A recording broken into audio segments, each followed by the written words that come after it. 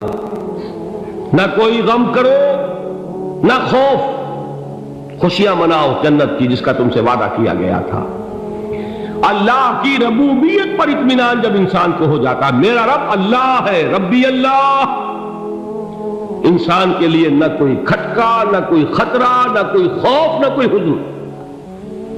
جو کچھ ہو رہا ہے کس کے اذن سے ہو رہا ہے؟ اللہ کے اذن سے۔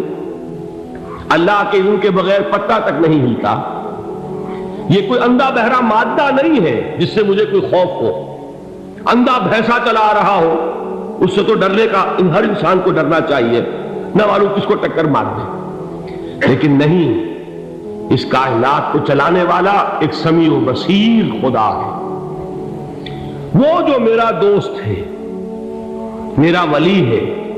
اللہ ولی الذین آمنوا یخرجہم من الظلمات الی النور۔ اللہ اہل ایمان کا ولی ہے، ساتھی ہے، پشت پناہ ہے، مددگار ہے، حمایتی ہے۔ بتائیے جسے یقین ہو جائے کہ اللہ میرا مددگار، اللہ میرا محافظ، اللہ میرا پشت پناہ، اللہ میرا حمایتی، اس کے لیے کوئی خوف ہوگا؟ اس سے کوئی ڈر ہوگا؟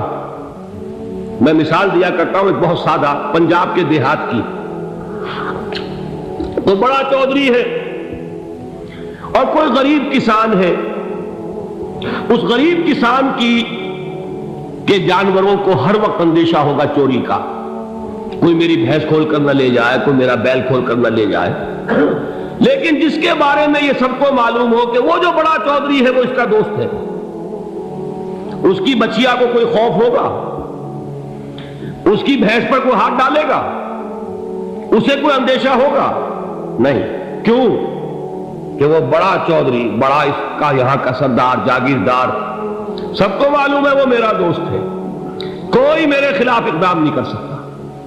اس دنیا میں یہ چھوٹی سی بات اگر آپ کے دلی اطمینان اور سکون کا باعث بن سکتی ہے تو ذرا تصور کیجئے۔ میں لفظ تصور استعمال کروں گا صرف اس لیے کہ اس کا ہم جس کو کہتے ہیں ادراک اور شعور کر نہیں سکتے، اگر کے ساتھ کر سکتے۔ اگر یقین ہو کہ اللہ میرا مددگار اور یقین ہو کہ اللہ ہر آن میرے ساتھ ہے، پھر کوئی خوف؟ کس کا خوف؟ کوئی شے اللہ سے بالا تر ہے؟ کوئی قوت اس سے زیادہ طاقتور ہے؟ کوئی اس کے ارادے کو بدلنے والا ہے؟ کوئی اس کی مشیت کے آڑے آنے والا ہے؟ یہی بات ہے جو حضور نے فرمائی، یہ ایمان کا حاصل ہے لب لباب، کہ دیکھو اچھی طرح اس بات کو ذہن نشین کر لو، اگر تمام انسان مل کر تمہیں کوئی نقصان پہنچانا چاہے نہیں پہنچا سکتے، مگر جو کچھ اللہ نے لکھ دیا ہو، اور تمام انسان مل کر تمہیں کوئی نفع پہنچانا چاہے نہیں پہنچا سکتے، مگر وہ شے جو اللہ نے طے کر دی۔ آپ پھر میں کہوں گا ذرا طاری کیجئے، اسے فرض کیجئے، اسے سوچئے۔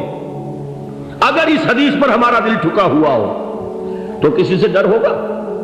یہ مجھے نقصان نہ پہنچا دے، یہ میری رپورٹ خراب نہ کر دے، یہ میری انکریمنٹ نہ رکوا دے، یہ میرا یہ نہ بگاڑ دے، یہ میرے یہ نقصان نہ پہنچا دے۔ اس کا ڈر، اس کا ڈر، اس کا خوف، اس کی خوشامد، اس کے لیے جا کر طرح طرح سے اپنی عزت نفس کو ذلیل کروانا اس کے سامنے، یہ سب کچھ کیوں کرتا ہے انسان؟ جب سمجھتا ہے کہ اس کے ہاتھ میں میرا کوئی نفع ہے، اس کے ہاتھ میں میرے لیے کوئی ضرر ہے، یہ مجھے کوئی غضب پہنچا سکتا ہے، یہ مجھے کوئی نقصان پہنچا سکتا ہے، یہ میرا کوئی کام بنا سکتا ہے، یہ میری کوئی ضرورت پوری کر سکتا ہے، اسی کا نام شرک ہے۔ جہاں آپ نے یہ سمجھا کہ غیر اللہ کے اندر کوئی طاقت موجود ہے، وہی شرک ہے۔ بتوں سے تجھ کو امید خدا سے نومیدی، مجھے بتا تو صحیح اور کافری کیا ہے؟ شرک تو یہ ہے جس پر بھی تمہیں یہ خیال ہے، کلمہ ہے یہ کلمہ سوم، لا حول ولا قوت الا باللہ۔ ذرا اس پر دل کو کبھی اگر آپ تصور کریں، پھر فرض کریں، دل ٹھک جائے اس پر، کوئی طاقت نہیں۔ یہی بات تھی جو شیخ عبد القادر جیلانی رحمۃ اللہ علیہ نے اپنی وصیت میں اپنے بچے سے کہی۔ 11ویں دینے والے ہیں، لیکن حضرت شیخ عبد القادر جیلانی کی وصیت اور تعلیمات کو کتنے لوگ ہیں جانتے ہو؟ یہ جن مقامات تک پہنچے ہیں وہ کس چیز کی بدولت پہنچے؟ انہوں نے جو پیغام دیا وہ کیا تھا؟ اے میرے بچے، جس طریقے سے قرآن مجید میں حضرت لقمان کی نصیحتیں جو ہے نقل کر دی گئی ہیں، میں یہ عرض کروں گا بالفرض اگر قرآن حضرت عبد القادر جیلانی کے بعد نازل ہوا ہوتا تو شیخ عبد القادر کی یہ نصیحتیں بھی قرآن میں درج ہوتی۔ اتنی اونچی نصیحتیں ہیں۔ اے میرے بچے، اس حقیقت کو ذہن نشین کر لے، لا فاعل فی الحقیقت ولا مؤثر الا اللہ۔ اس کائنات میں نہ کوئی فاعل حقیقی ہے نہ مؤثر حقیقی ہے سوائے اللہ۔ کسی شے میں کوئی تاثیر نہیں اگر اللہ نہ چاہے۔ آگ جلا نہیں سکتی اگر اللہ نہ چاہے، پانی ڈبو نہیں سکتا اگر اللہ نہ چاہے، زہر ہلاک نہیں کر سکتا اگر اللہ نہ چاہے، کوئی چیز فائدہ نہیں پہنچا سکتی اگر اللہ نہ چاہے۔ تو در در پہ کیوں سر جھکاتے ہو؟ در در پر کیوں جبیں سائی کرتے ہو؟ سب کے سامنے کیوں ہاتھ پھیلاتے ہو؟ ایک اللہ سے مانگو، ایک اللہ کے سامنے زمین پر اپنی جبین رکھو۔ لا فاعل فی الحقیقت ولا مؤثر الا اللہ۔ نظر آتا ہے ہمیں کہ پانی پیاس بجھا دیتا ہے، پیاس بجھانے کی صلاحیت پانی میں نہیں ہے، اللہ کے اذن سے۔ کھانا بھوک مٹا دیتا ہے، بھوک مٹانے کی صلاحیت کھانے میں نہیں ہے، اذن رب میں ہے۔ دیکھیے یہی یقین تھا حضرت موسیٰ علیہ السلام کا واقعہ یاد کیجئے۔ سامنے سمندر آ گیا ہے، قوم دیکھتی ہے پیچھے کہ گرد و غبار کا طوفان، معلوم ہوا کہ فرعون اپنے لشکر سمیت آ گیا۔ لشکر جب چلتا تھا تیز رفتاری کے ساتھ تو گرد و غبار کا جو طوفان اٹھتا تھا اس کا تصور کیجیے، اور لمحہ بلمحہ وہ قریب آ رہا ہے۔ پوری قوم نے کیا کہا؟ اے موسیٰ انا لمدرکون، اے موسیٰ ہم کو پکڑے گئے۔ قرآن مجید میں تو یہاں وہ باتیں نہیں لکھی ہیں، لیکن تورات میں یہ درج ہے کہ بنی اسرائیل جھگڑنے لگے، دست و گریبان ہو گئے موسیٰ کے ساتھ۔ موسیٰ نے یہ مروایا لا کر، اس سے تو ہم ہی بہتر تھے، وہاں کھانے کو ملتا تھا، زندگی تو تھی، بیگار ہم کر رہے تھے، موت تو نہیں تھی۔ اب جو کچھ ہوگا اس کا تصور کرو، جس طریقے سے ہمارے ٹکڑے اڑائے جائیں گے۔ تو لڑ رہے ہیں حضرت موسیٰ علیہ السلام سے، یہ تورات کی تفصیل ہے۔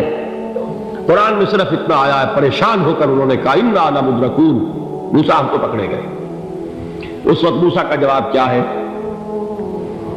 کلا ان معی ربی سیہدین، نہیں، میرے ساتھ میرا رب ہے، وہ راستہ دے گا۔ بتائیے کہاں راستہ نظر آ رہا ہے؟ یہ ہے ایمان بالغیب۔ راستہ نظر نہ آئے تب اللہ پر یقین ایمان ہے۔ جیب میں پیسے ہوں اور تب دل کو اطمینان ہے تو ایمان کس پر ہوا؟ پیسے پر، اللہ پر نہیں۔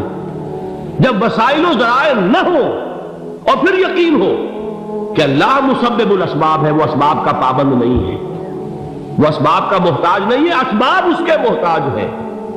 اگر یہ یقین ہے تو اللہ پر ایمان ہے، یہ نہیں ہے تو تمہارا ایمان اسباب پر ہے، وسائل پر ہے، ذرائع پر ہے، مادیات پر ہے، اللہ پر نہیں۔ اس وقت کہاں راستہ تھا؟ کوئی راستہ تھا؟ سمندر ہے اور ادھر سے لشکر آ گیا ہے۔ کلا ان معی ربی سیہدین۔ اب دیکھیے ایمان کہہ دینا آسان ہے، ہوا معکم اینما کنتم، جہاں کہیں بھی تم ہوتے ہو اللہ تمہارے ساتھ ہوتا ہے، لیکن اس کا یقین قائم ہو جائے تو زمین و آسمان کا فرق واقع ہو جائے۔ یہی بات ہوئی حضور کے ساتھ۔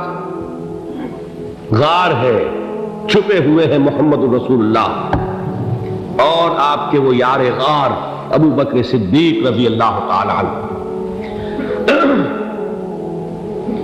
اقبال نے حضرت ابو بکر کی شان میں چند اشعار کہیں صرف، لیکن واقعہ یہ ہے کہ بھاری بھاری نظموں پر اور قصیدوں پر بھاری ہے، طویل ترین نظمیں اور قصیدے ہوں ان پر بھاری ہے۔ ہمتیں ابو بکر کی ہمت جو ہے، کشت ملت را چوں ابر، جیسے بارش سے کھیتی اپجتی ہے، ابو بکر کی ہمت اور عزیمت اس امت کو اسی طرح سینچنے والی ہے۔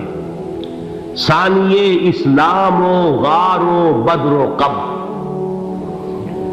وہ دوسرے تھے اسلام میں، دوسرے پہلے کون تھے؟ انا اول المومنین، حضور فرماتے سب سے پہلا ایمان لانے والا میں، دوسرے ابو بکر۔ ویسے ہمارے ہاں یہ چلتا ہے اختلاف، حضرت علی پہلے ہیں کہ حضرت ابو بکر پہلے ہیں، لیکن اس میں بڑی خوبصورت تطبیق قائم کی ہے علماء نے، اور بہت صحیح ہے۔ چار کے بارے میں فیصلہ ہی مت کرو کہ کون پہلے، ان کی ایک عجیب تقسیم کر دی ہے۔ آزاد مردوں میں، بالغ مردوں میں سب سے پہلے ابو بکر، بچوں میں سب سے پہلے علی، خواتین میں سب سے پہلے خدیجہ، اور غلاموں میں سب سے پہلے زید بن حارثہ۔ بڑی پیاری تقسیم ہے، یہ چاروں ہی پہلے ہیں، ہر ایک کے لیے اولیت ہے۔ اور واقعہ یہ ہے کہ اگر زمانی اعتبار سے تعین ہوگا تو پہلے خدیجۃ الکبریٰ آئیں گی رضی اللہ تعالی عنہ۔ کسی اور سے بات کرنے کی نوبت بعد میں آ سکتی ہے، پہلے تو اہلیہ محترمہ سے بات ہوئی، آتے ہی پہلی وحی ہوئی ہے، ابھی تبلیغ کا حکم نہیں تھا۔ کس کو بتایا واقعہ؟ ابھی اپنی نبوت کی تبلیغ کا تو حکم ہی نہیں آیا۔ واقعہ کس کا ہے؟ وہ خدیجہ کا ہے۔ جب کہا ہے کہ خشیت علی نفسی، مجھے اپنی جان کا اندیشہ ہے، تو کیا جواب دیا خدیجہ نے رضی اللہ تعالی عنہا؟ وہ صدیقۃ الکبریٰ ہے۔ صدیقات جو ہے خواتین، ان میں چوٹی پر خدیجۃ الکبریٰ ہے رضی اللہ تعالی عنہا، اور صدیق جو مرد ہیں ان میں صدیق اکبر ہے ابو بکر صدیق رضی اللہ تعالی عنہ، لیکن صدیقات میں چوٹی پر۔ جب حضور نے فرمایا خشیت علی نفسی، کیا فرمایا، کیا عرض کیا، کیسے تسلی دی؟ نہیں نہیں، اللہ آپ کو ضائع نہیں کرے گا، آپ غریبوں کے ہمدرد ہیں، آپ مساکین کے تکالیف رفع کرنے والے ہیں، آپ بیواؤں کی سرپرستی کرتے ہیں، آپ مسافروں کی خدمت کرتے ہیں، اللہ آپ کو ضائع نہیں کرے گا۔ یہ یقین ہے اس خاتون کے اندر۔ خیر وہ ایک علیحدہ بات ہو جائے گی۔ میرے دل پر حضرت خدیجہ رضی اللہ تعالیٰ عنہ کی شخصیت کا بڑا گہرا نقش ہے، جو وہ کوئی اور ہی وقت اور موقع ہوا تو بیان ہوگا۔ بہرحال اقبال نے ایک مصرے میں جو چار اولیتیں جمع کر دی ہیں، ہمتیں او کشت امت را چو ابر، ثانی اسلام و غار و بدر و قبر۔ اسلام